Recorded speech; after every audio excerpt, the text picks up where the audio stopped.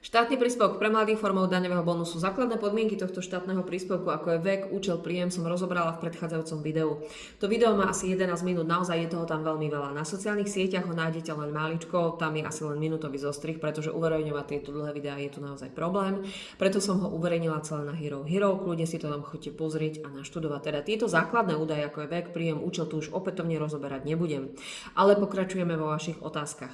Mám nárok na tento štátny príspevok pre mladých formou daňového bonusu, ak splňam podmienku vek, účel, príjem, ak som na materskej dovolenke, na rodičovskej dovolenke, ak som zahraničný zamestnanec, ak mne vychádza daň 0 na daňovom priznaní?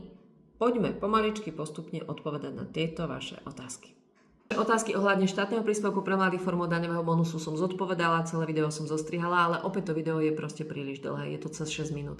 Takže nejdem to tu dávať na tieto sociálne siete, lebo ten algoritmus to proste nemá rád tieto dlhé videá, uverejnila som to celé na Hero Hero. Ak vás zaujímajú tieto odpovede, kliknite si tam, začnite ma sledovať. Budem vám za to veľmi vďačná, lebo naozaj je to veľmi veľká pomoc pre mňa. Nájdete tam všetky tieto odpovede. Na Hero Hero ma nenájdete ako skryté výhody a nevýhody, ale ako Mária Kovačová, tam som pod svojím vlastným menom.